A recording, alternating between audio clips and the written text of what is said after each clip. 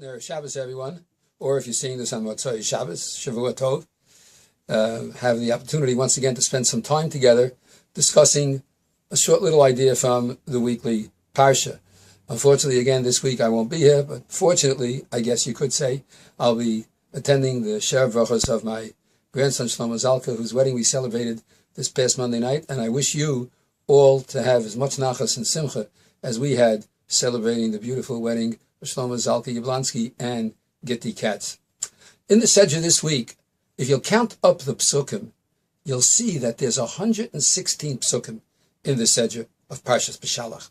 Now, Parshas Beshalach is called Shabbos Shira because it tells us about the song that Moshe sang at the Yam Suf. And the Yam Suf itself, of course, we're all familiar with the fact, is one of the all-time great miracles that happened to the Jewish people.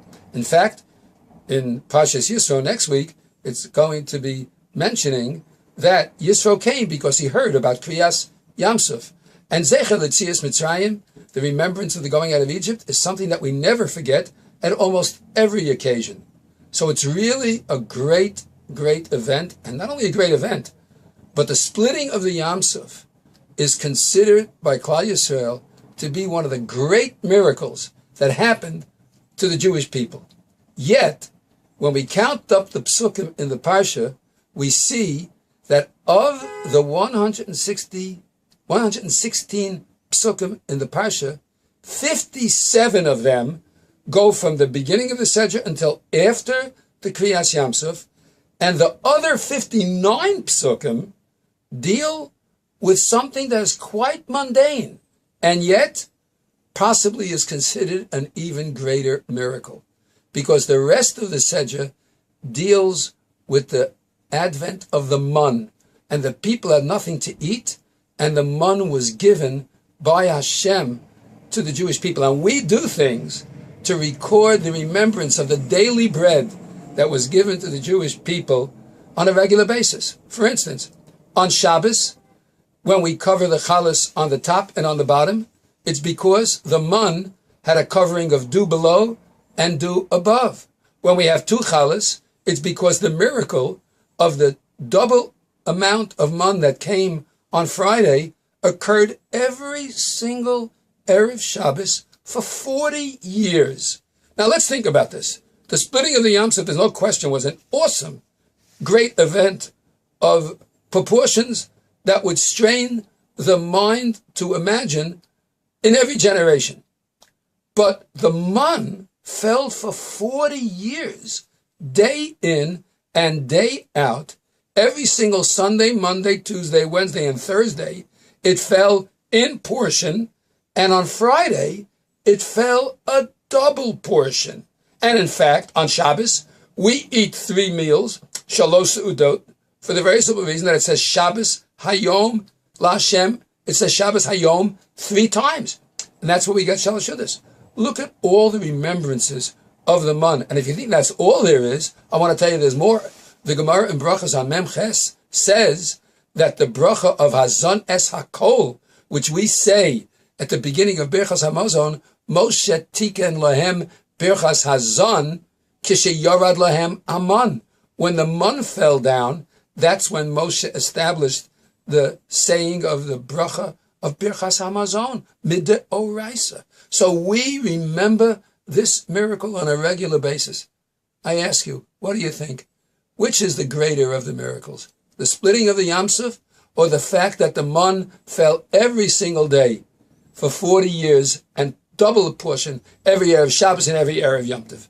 And if you look at Tehillim, Kuf Lamed Vav, which is a list of 26 Kili Olam Chazdos, you'll see that it mentions in the middle, L'makei Mitzrayim b'choreim Kili Olam Chazdo, that he killed the firstborns. Vayotze Yisrael mitocham, he took the Jews out from their midst, Kili Olam Chazdo, Biyad Chazaka over Zerona Tuya, and so on. L'goze Yam Suf l'gzarim, that he split the Yam Suf into different parts. V'hever Yisrael b'socho, he put the Jewish people through the dry land, and V'niyar Paro v'chilav Yam Suf, and Paro and his entire army was drowned in the Yam Suf. And it goes on and on and on and talks about great events, the conquering of Israel, Og Melech HaBashan, Sicha Melech HaMori. But what's the last one? No sein lechem lechol basar, kili olam chasto. The next to last one, of course, Hodu Lekel Hashemayim, but the next to last one is no sein lechem lechol basar, kili olam chasto. Hashem gives our daily bread, and for that we forever thank His kindness. This is something that we really have to think about. The reason that Hazon Sakol and Kili Olam Chasto and No Sein Lechem Lechol Basar is even greater than the miracle of the splitting of the Yam Suf is because of its consistency. Every single day, when we eat, what a miracle.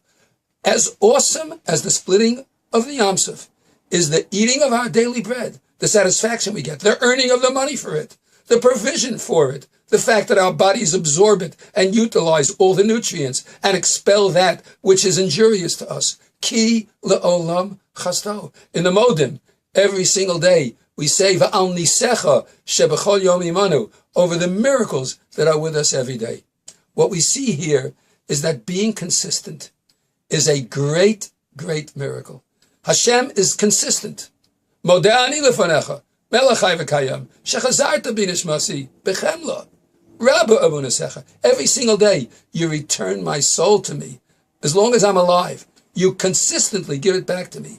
Consistency is a greater miracle than a great one-shot event that takes place and renders all of nature asunder. Rendering nature asunder is not as great as the nature itself, which is the daily provision for the sustenance of our lives. We have a lot to be thankful for. And the truth of the matter is, the Jewish people, the miraculous existence of the Jewish people is also due to its consistency. We're consistently loyal to the Torah. What makes a great marriage? Consistency. What makes a great relationship between friends? I can count on you. What makes a great shul? People who consistently come and participate. What makes great friendships? What makes great parent-child relationships? What makes love is the consistency. Asher anochi mitzavcha hayom. These words which I command to you this day, every single day, we say the Shema. The consistency of Klal Yisrael is what is the greatest miracle that we possess. Let's take the consistent daily little things. They're not so little at all. They're not really little. They are great. Seeing, breathing, eating, thinking, feeling, learning, growing, davening. All of these things are part of the consistent, miraculous nature of Klal Yisrael. And that's why Hashem chose Klal Yisrael, because He's consistent, and we are B'Tselem Elokim, and we are consistent. The consistency of the Jewish people is the greatest asset we have, and the consistency of Hashem's love for us and miraculous nature is what keeps us that special people. What a great message on Shabbos Shira. It's really something to sing to God about. A good Shabbos to all.